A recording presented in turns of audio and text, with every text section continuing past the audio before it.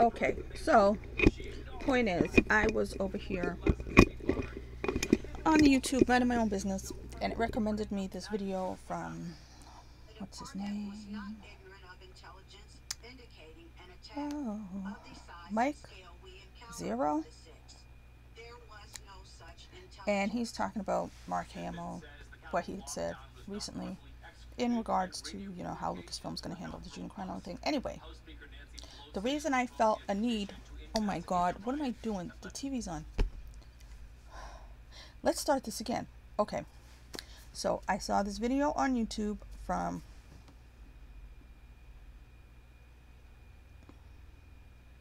Mike Zero, and he's talking about, I don't know if it's a recent interview or just now, with Mark Hamill talking about what had happened at the Mandalorian crap with Luke Skywalker, which again, I didn't see it, but I know he's all like, whatever.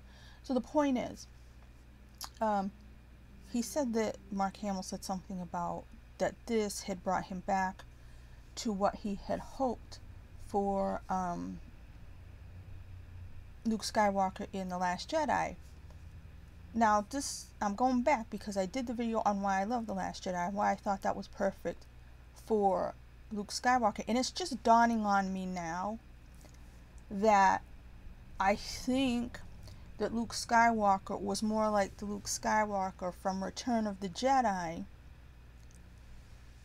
and that's why the fans and Mark Hamill, the fans who hated The Last Jedi, put it that way, and Mark Hamill were more pleased with that. Well, here's the thing, from what I think is that I think for whatever little action scene there was, I don't think that was Mark Hamill. I think that was computer generated, because Mark Hamill is an old man. And the thing about The Last Jedi and the whole sequel trilogy that Disney has done, they're old people. Harrison Ford, old man. Carrie Fisher, old lady. Mark Hamill, old man. So if Mark Hamill would like to have seen himself closer to Return of the Jedi, we all want to go back to our younger selves. And I'm saying to myself, if that's it, if that's what his gripe was, he didn't like that this character was less active in a way. I don't think some people are realistic about how old they are. I'm not, of course, he's a Jedi. And of course, in movies like Attack of the Clones or whatever, you had Yoda going around. Fine. Okay, but let's remember Obi-Wan Kenobi. Obi-Wan Kenobi wasn't going around bananas. He was acting like an old man Jedi. And at this stage in his Jedi career, having taken on failed Padawans and whatnot, Mark Hamill should have been more of an Alec Guinness type Jedi. That just stands to reason, unless you want an unrealistic portrayal of an old man that can only be accomplished through CGI. Because yes, Count Dooku did that, but we all know that Christopher Lee did not do all the jumping around. That was somebody in a Christopher Lee mask or something with, you know, a younger person. Now, of course, Jedi is supposed to be, you know, but you're still an old person. You can do things, but you still are old in that way. And you should also be old in that you don't want to do acrobatics. You want to work hard. I mean, excuse me, you want to work smart, not hard. You don't want to be going around, you know, trying out for the Olympic gymnastics team. You want to just be smart. That's what Luke Skywalker was in The Last Jedi. He did things remotely, which takes a lot of spiritual power, but it doesn't take young knees. Okay? So if that was Mark Hamill's gripe, that matched the gripe of maybe a younger generation who want to see a kick-ass, you know, acrobatic Luke Skywalker and harken back to Return of the Jedi, again, I said many years went by. What year was Return of the Jedi? Was it like 1983? I feel like it was. Let me see.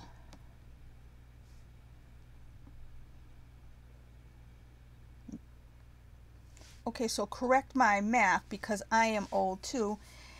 In 1983, Mark Hamill should have been about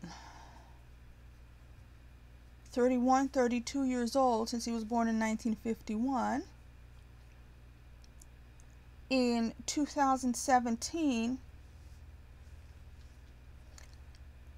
34 years later, he would have been 64 or 65 or something like that. So you mean to tell me that we should have expected Luke Skywalker to show up and act like his 30-ish year old self when Luke Skywalker aged 34 years, and so did the actor?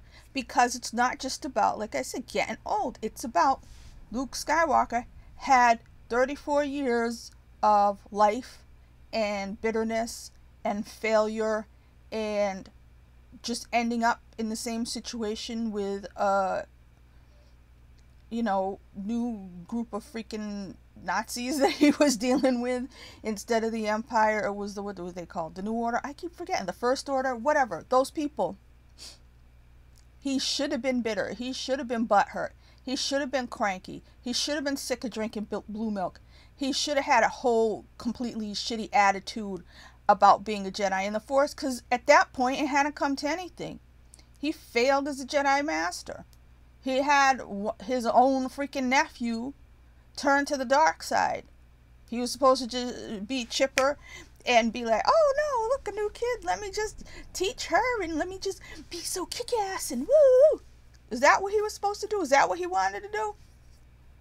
That's just, that wouldn't make any kind of sense if you have a brain and a half. But apparently we're supposed to say, oh no, Jedi. So I watch a bunch of Jedi cartoons and I watch a bunch of Jedi video games and play a bunch of Jedi video games, so Jedis can do everything. In fact, Jedi are people and they get older, and Yoda got older, and Luke Skywalker should have got older, and he should have been like Alec Guinness. Let's see, just for the hell of it, how old was Alec Guinness in Star Wars, what they came to call A New Hope? Let's check that out. Well, wouldn't you know, Alec Guinness was born in 1914. Star Wars came out in 1977. 77 minus 14 is 63. What did I say? Okay, so The Last Jedi came out in 2017. And Mark Hamill, wait a minute, I did that math wrong before. I told you my math stinks. Mark Hamill in 2017, because he was born in 1951, would have been 66. So, account, just for the hell of it, let's smush the numbers, because obviously there's when they filmed compared to when the movie was released, so it could have been the same amount of time or whatever. But for the sake of argument, it looks like in The Last Jedi, Mark Hamill should have been 66 years old, somewhere abouts. And in the original Star Wars film, which people came to call A New Hope, Sir Alec Guinness was 63 years old. So Mark Hamill, the Luke Skywalker that was in The Last Jedi, was 3 years older than the Obi-Wan Kenobi in the original Star Wars movie. So why should Luke Skywalker have been acting anything like Luke Skywalker from Return of the Jedi? He should have been much more like Obi-Wan. He should have accepted that he was now the Obi-Wan character. You want to be, you were waiting 30 some odd years to have your moment of glory kicking ass once again as Luke Skywalker. The movies didn't come around. I'm sorry. I would have loved to have seen them. But we all wish we were our younger selves. But story-wise, for the character of Luke Skywalker, what happened in the Last Jedi, makes a lot more sense than what it seems like Mark Hamill wanted to see. I'm glad he and all the people that watched The Mandalorian had a great time with it. They're not having a great time with it now, considering the cancel culture and everything that's happened. But I had a comment on that when I watched that video and I heard that guy say that. I said, wait a minute, because I generally don't, like I said, I don't pay attention to Mark Hamill. Like I said, Luke Skywalker, one of my favorite characters to look up to as a kid and everything else. But, you know, Mark Hamill is one person and Luke Skywalker is a fictional person. I happen to like the fictional person much better. Okay?